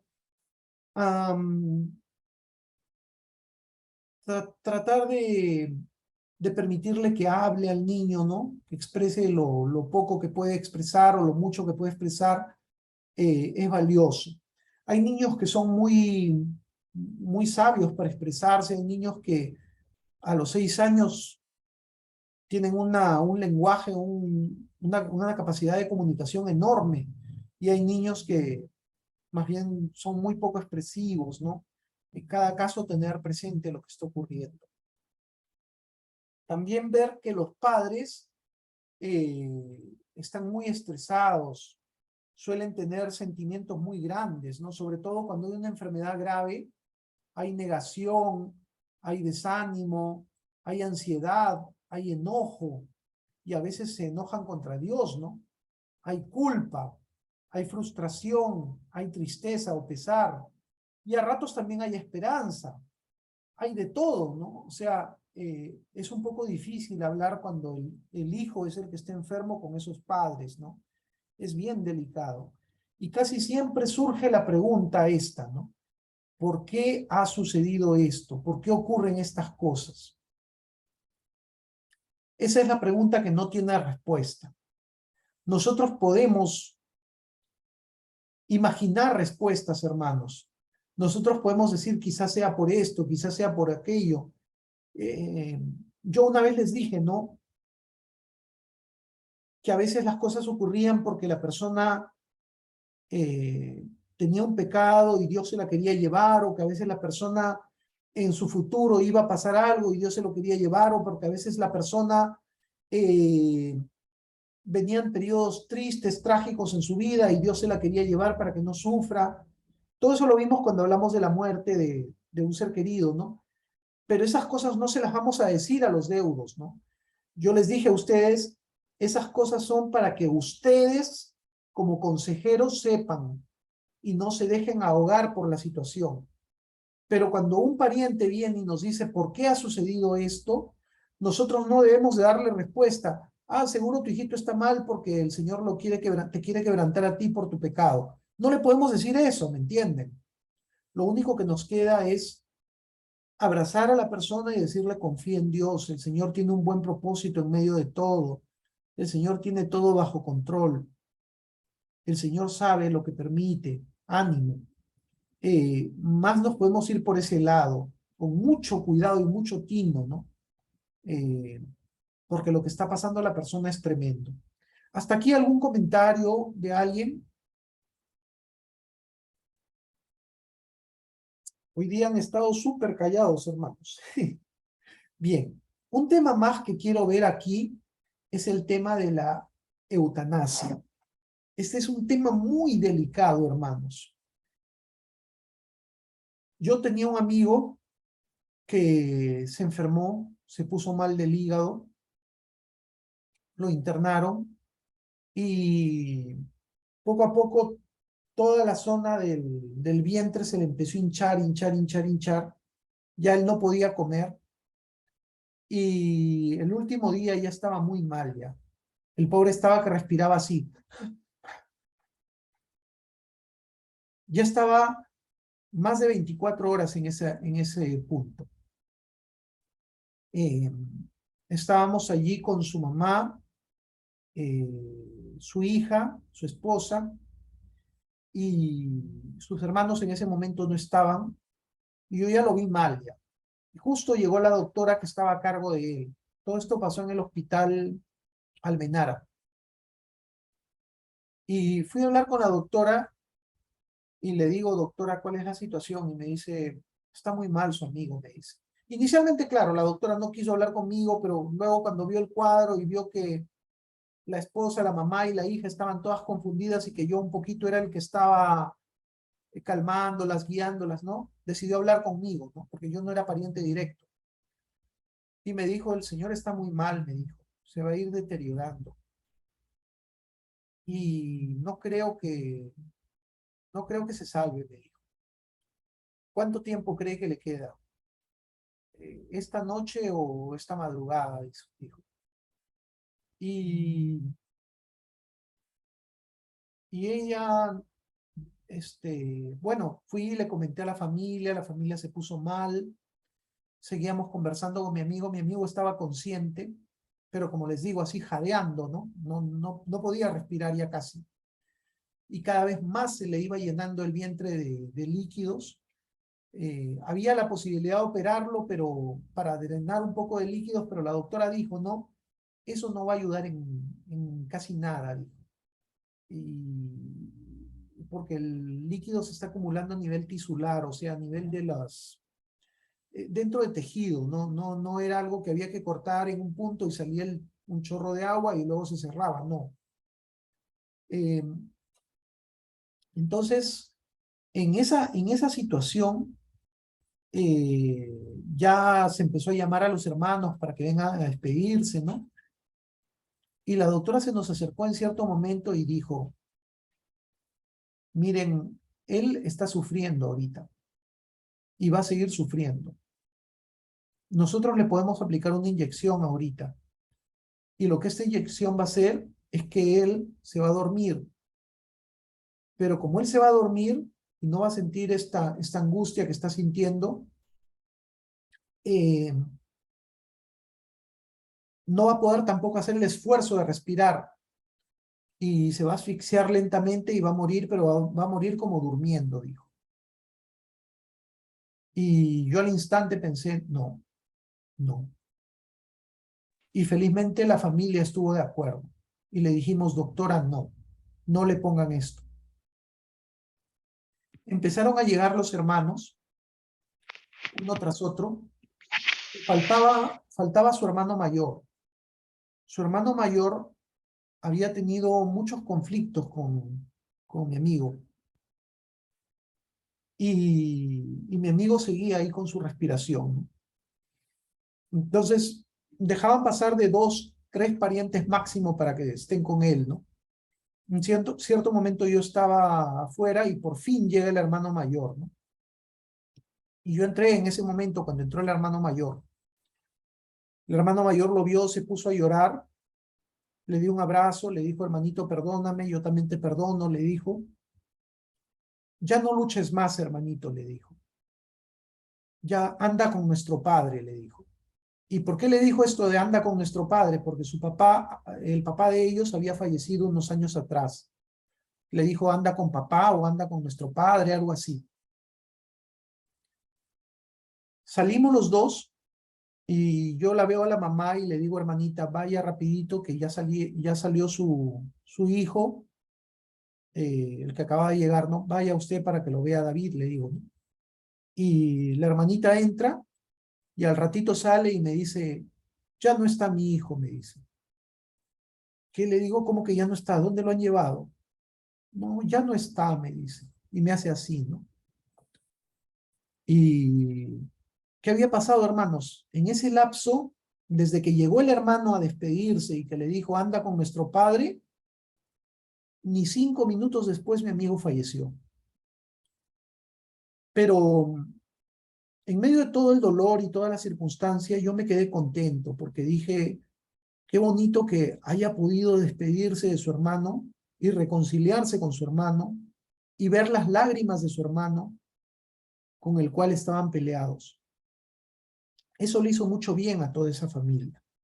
Y hermanos, personalmente creo, es mi opinión personal, yo sé que muchos me la pueden discutir, pero creo que la persona tiene su hora. Y que mal hacemos en decir vamos a ponerle esta inyección o vamos a darle esto para que no sufra. Dios sabe lo que hace. Tampoco estoy diciendo que, ya, pero doctora, no importa ese corte que usted pensaba hacerle y que drene un poco, le daría 6 horas más de vida, ya hágale el corte. No, si ya es inútil, si ya la doctora dijo, este corte lo único que va a hacer es prolongar el tiempo, pero no lo va a sanar, ya para qué le hacemos el corte, ¿me entienden? Si de repente una persona le podemos poner no sé, eh, una máquina al costado para que le ayude a respirar, un respirador artificial, pero sabemos que la persona no se va a sanar, ya el médico ha dicho, esto ya no tiene cura, es inevitable, ¿para qué le vamos a poner el respirador para que la persona viva 3 semanas más si ya está prácticamente mal, ¿me entienden? No hay nada que hacer. En eso estoy de acuerdo. Pero mientras haya una esperanza, hay que mantener la vida de la persona. Y mientras haya y mientras Dios no disponga que parta, mi opinión es que no le debemos de administrar inyecciones ni cosas así a la persona para acelerar su muerte. Creo que hay que respetar el tiempo que Dios dispone. Yo sé que al respecto pueden haber muchas discusiones, pero me parece que en términos generales tenemos que dejarlo en lo que Dios decida y no tomar nosotros decisiones. Este caso de mi amigo fue un caso muy bonito, muy triste a la vez y muy bonito, de haber llegado a ver ese momento en que los hermanos se reconciliaron después de años de discusiones, de debates, de cosas. Bien, hermanos, ¿hasta acá algún comentario? Hoy día están súper conversadores. Bien, vamos a terminar terminar este capítulo con el tema del problema de la muerte. Cuando a una persona le dicen, le quedan 6 meses de vida, le quedan 2 meses de vida, la persona pasa por las etapas que ya hablamos, ¿no? Etapa de negación, acá el autor lo complementa con aislamiento, o sea que la persona no quiere hablar con nadie. Otra etapa de enojo, ¿se acuerdan, no? Las etapas que vimos la semana pasada, negociación y finalmente aceptación o resignación, ¿no? Todo esto ya lo vimos, así que lo vamos a pasar de largo. ¿Y cuál es nuestra consejería con la persona que padece una enfermedad mortal? Creo que ya les conté este caso, pero como viene al caso, lo voy a mencionar nuevamente. Estoy casi seguro que ya les conté esto. Había un hermano en nuestra iglesia, era nuevo. Me parece que él estuvo en mis clases de verdades fundamentales. El hermanito siempre hacía sus preguntas, muy contento en las clases. Iba con su señora, una señora bien sonriente. Tenía sus 2 hijos adolescentes, que los llevaban a la iglesia también. Y el hermano se empezó a poner mal y empezó a dejar de ir a la iglesia. Y de repente llegó la noticia a través de su esposa, que seguía yendo a la iglesia, que él estaba con cáncer de pulmón. Y bueno, lo fui a visitar un día y nos dejaron a solas. Y el hermano estaba muy, muy, muy triste, muy, muy triste. Y yo le dije, no, hermano, ¿cómo está usted? ¿Qué está pasando? Y el hermano me dijo, hermano, lo que ocurre es que yo no estoy muy triste por mí, me dijo. Yo confío en el Señor y sé que me voy a ir con Dios. Pero lo que me pone triste es mi mujer, me dijo. Mire, mi mujer todo el día se la pasa llorando, me dice. Y si así está ahora que estoy vivo, ¿cómo va a estar el día que yo me muera? Me dijo. Y mis hijos, me dice, ¿qué va a ser de mis hijos? Mire, tienen 15 años, 13 años, creo que era algo por ahí, o 16 y 14, algo por ahí era.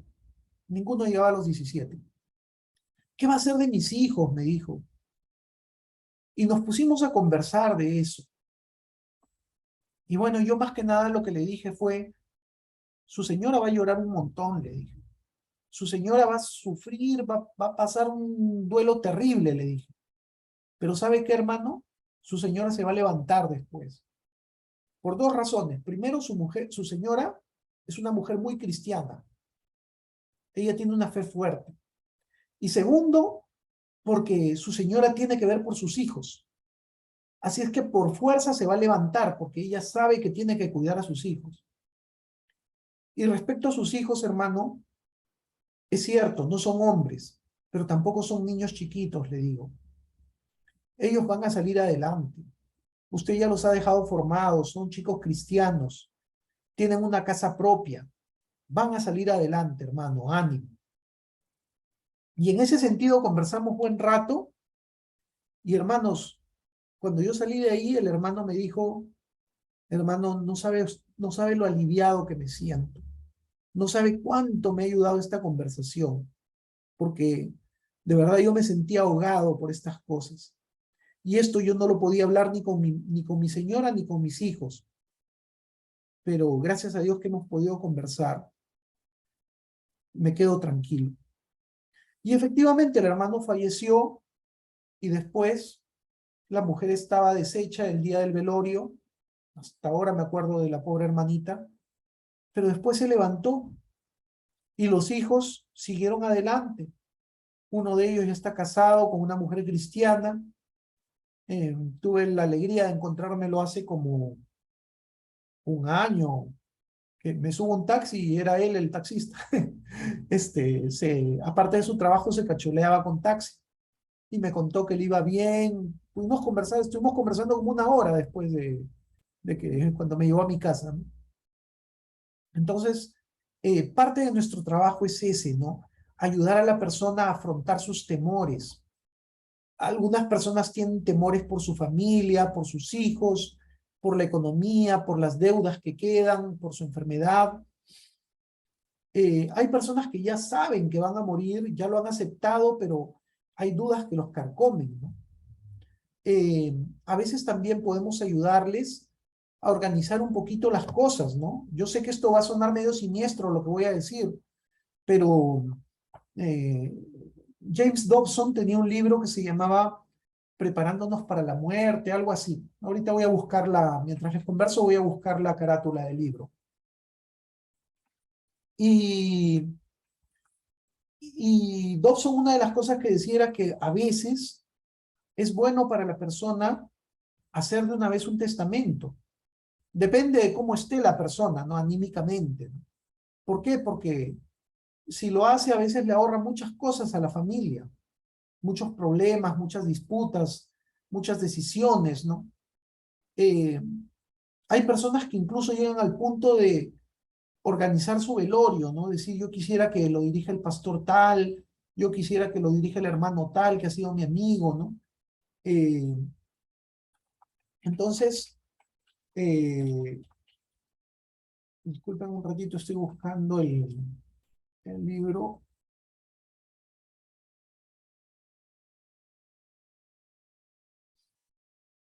No, no lo he encontrado. Creo que me estoy equivocando del título, pero sí sé que era de Dobson. Entonces, ayudar a la persona con este tema de lo que viene después de la muerte es un tema que puede ayudar también a quitar mucha angustia a la persona y a la familia. Es bien delicado, hermanos, es bien delicado, pero también a veces puede ayudar mucho. Bien, con eso terminamos el capítulo 12 y en el capítulo 13, si consigo después la foto del libro que les hablé de Dobson, se lo voy a pasar por el grupo del taller. Llegamos al capítulo 13 y en el capítulo 13 continúan algunos puntos más, pero varios de estos puntos ya los hemos visto, el duelo, cómo la persona pasa el duelo, consejería en el duelo, esas cosas de una u otra manera las hemos visto. Muerte de un niño pequeño lo dejo para que ustedes lo lean, tratando con discapacidades físicas también. Alcoholismo es un tema muy especializado. Creo que debemos de buscar cierta ayuda especializada. Hay algunos grupos, algunos lugares cristianos donde ayudan a personas con alcoholismo. Nuestra iglesia está trabajando con el pastor Antesana. El pastor Antesana, la hermana Carmen Caguasima la ubican que está en nuestro grupo. Ella es la esposa del pastor Antesana. El pastor Antesana ha trabajado bastante con chicos que son alcohólicos y drogadictos. Él tiene harta experiencia en eso. Y hay también lugares como el Clamor en el Barrio, que tienen un trabajo fuerte con alcohólicos y con drogadictos. Es un tema bastante especializado. Yo quería pasar a este tema, el tema de los demonios. El tema de los demonios es un tema que causa terror a muchos hermanos. ¿Qué hacemos cuando una persona nos llaman y nos dicen, mira, mi hijo está hablando con otra voz, mi hijo tiene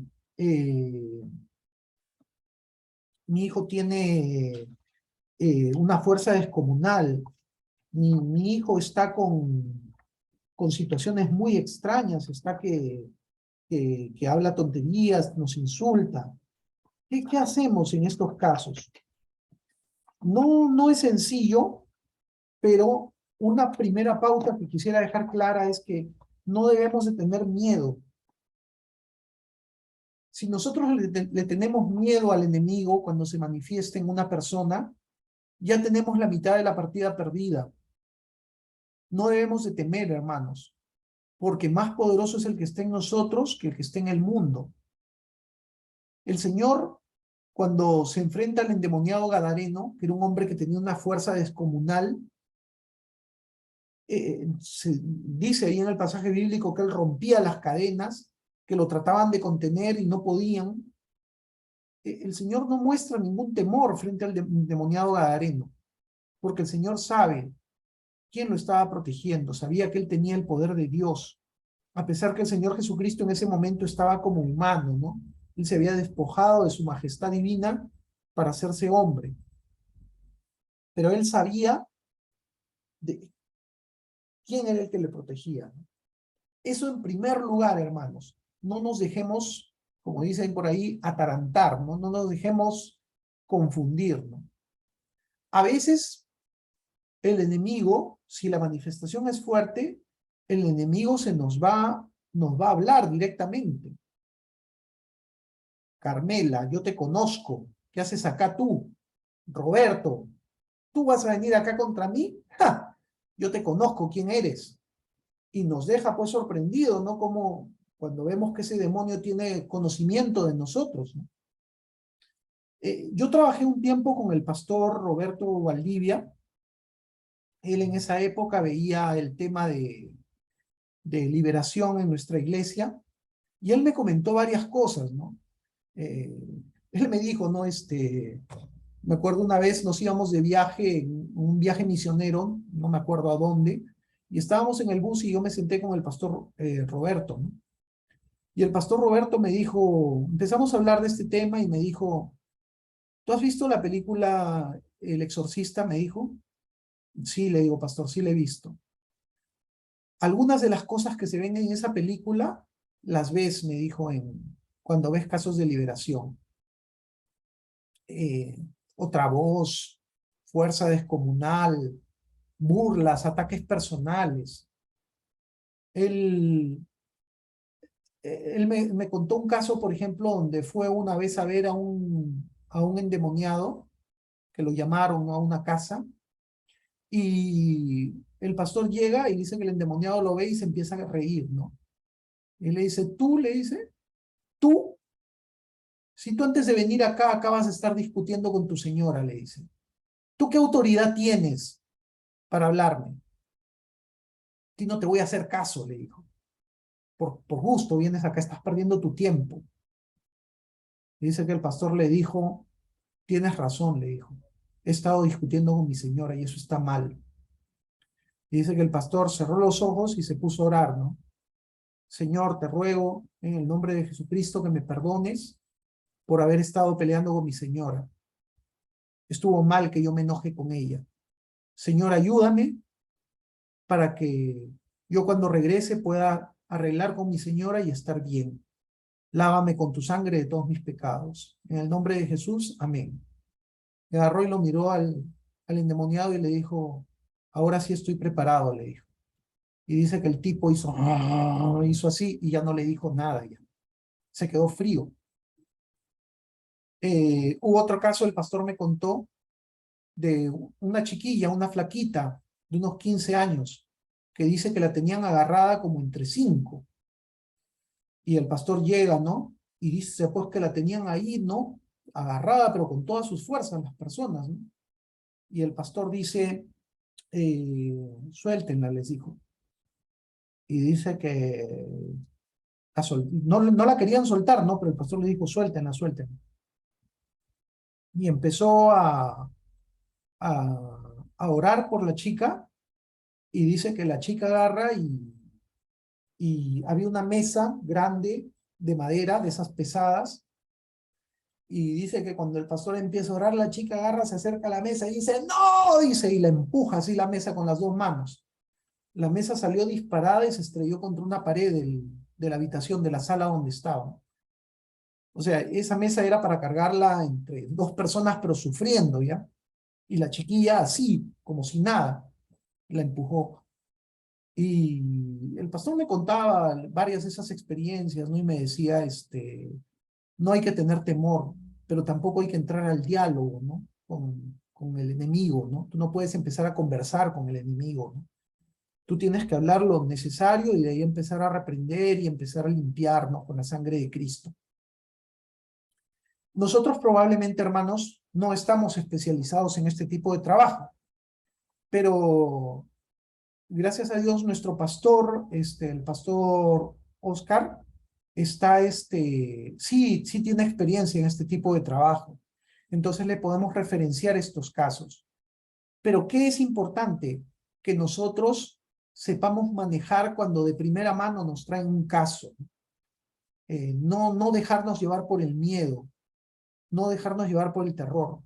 Pero también, si no tenemos experiencia, no nos metamos a hacer una liberación, a no ser que no nos quede otra, ¿no? A no ser que sea una emergencia y tengamos que hacerlo. En ese caso, no confiemos en nuestras fuerzas, confiemos en el Señor. Y si estamos en pecado, pues a limpiarnos rapidito y bien, porque si no nos limpiamos bien, el enemigo va a tomar ventaja sobre nosotros de ese pecado que tenemos en nuestro corazón. Quisiera leer un párrafo que es muy relevante en este tema, que es este de acá. C.S. Lewis, el famoso escritor, en cierta ocasión escribió que podemos cometer dos errores al pensar acerca del diablo. Uno, podemos creer y desarrollar una excesiva e insalubre afición por este asunto, o podemos totalmente ignorar su existencia. Ambos puntos de vista son incorrectos y dañinos, y ambos se ven en consejería. Hay hermanos que todo lo ven diablo. Cualquier cosita, te reprendo. ¿No? Cosas así, ¿no? Todo ven el diablo en todo. Hay un problema, el diablo. Hay una discusión, el diablo. Hay un robo, el diablo. Todo ven el diablo. Pero también está el otro extremo, que es no ver al diablo, ¿no? Entonces, tenemos que ser conscientes que el diablo es real, pero que tampoco todo se debe al diablo. Tenemos que no volvernos obsesionados con los demonios, ver demonios en todo, pero tampoco ser ignorantes de sus maquinaciones, ¿no? No ignoramos sus maquinaciones, los creyentes.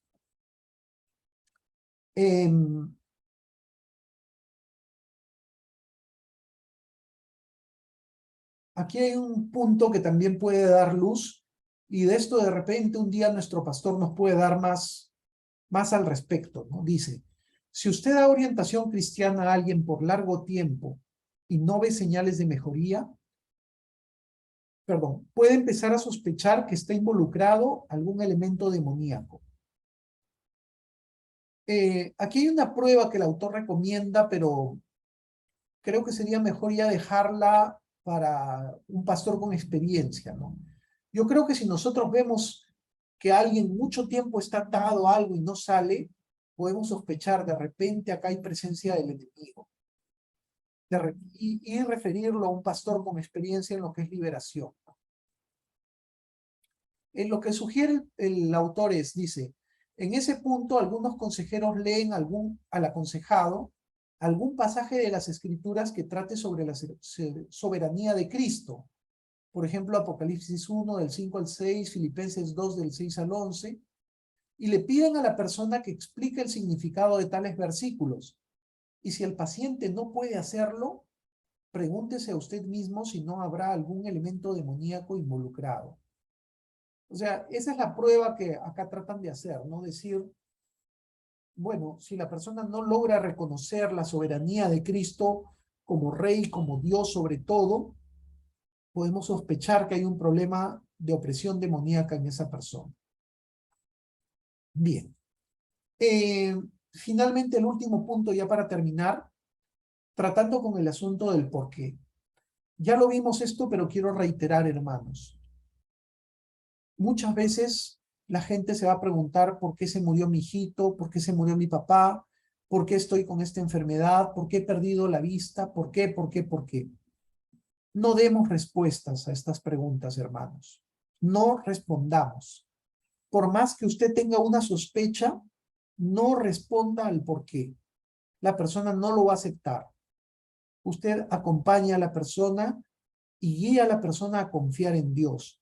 Dígale, Dios nos ama. Dios nos amó tanto que envió a Jesucristo a morir por nosotros. Lo que está pasando no es porque Dios no te ame. Hay un propósito que no entendemos. Nada más. No le diga, no se mande usted a decirle, se ha muerto porque seguramente puede ser su culpa, ¿no? Porque se descuidó tantos años con su enfermedad y por eso se murió, ¿no? Me acuerdo, no sé si ustedes han escuchado esa canción que dice por qué se fue, por qué murió, por qué el Señor se la llevó, ¿no? Una amiga se reía y decía, ¿no? Claro, íbamos los dos al anochecer, oscurecía y no podía ver, ¿no? O sea, el hombre se pone a leer y por eso se choca y después se está preguntando por qué se fue y por qué murió, ¿no? Cuando fue él el que se puso a leer, ¿no? Un poco sarcástica mi amiga, ¿no? Pero lo que voy es, a la gente no le podemos decir en ese momento, mira, el accidente pasó porque por tu culpa, pues. No, la persona no va a aceptar eso, va a explotar con eso. Tenemos que decirle simplemente, confía en el Señor tiene un propósito, por algo el Señor ha permitido las cosas, no te preocupes. El Señor nos ama, el Señor es bueno, confía en Él. No nos metamos a responder la pregunta del por qué. Cuando, repito por última vez, cuando yo les expliqué a ustedes por qué a veces ocurren las cosas, fue para que ustedes tengan ideas como consejeros, pero no para que se lo digan al aconsejado. Fue para que ustedes no entren en depresión juntamente con el aconsejado. Fue para que ustedes no pierdan la fe en Dios, no para que se lo digan al aconsejado. Estos por qué, lamentablemente lo único que queda es acompañar a la persona y guiarla a confiar en Dios y guiarla a entender que el Señor a veces toma pasos que nosotros no entendemos. Bien, hermanos, con esto terminamos. Las cosas que no hemos visto del capítulo 12, espero, o 11, creo que es, no sé, hay un capítulo que me he salteado. Espero ponerlas en un pequeño video y colgarlo en YouTube, por si acaso alguno de ustedes lo desea ver. Eso sería todo entonces, hermanos. No sé si hay alguna pregunta antes de terminar. Bien, entonces nos despedimos, queridos hermanos. Muchas gracias por su tiempo, su compañía a lo largo de estas semanas. Dios les bendiga. Gracias, Amén, hermano. hermano. Dios lo bendiga también. Gracias, hermano. Gracias, hermano Buenas Fernando. tardes. Bendiciones.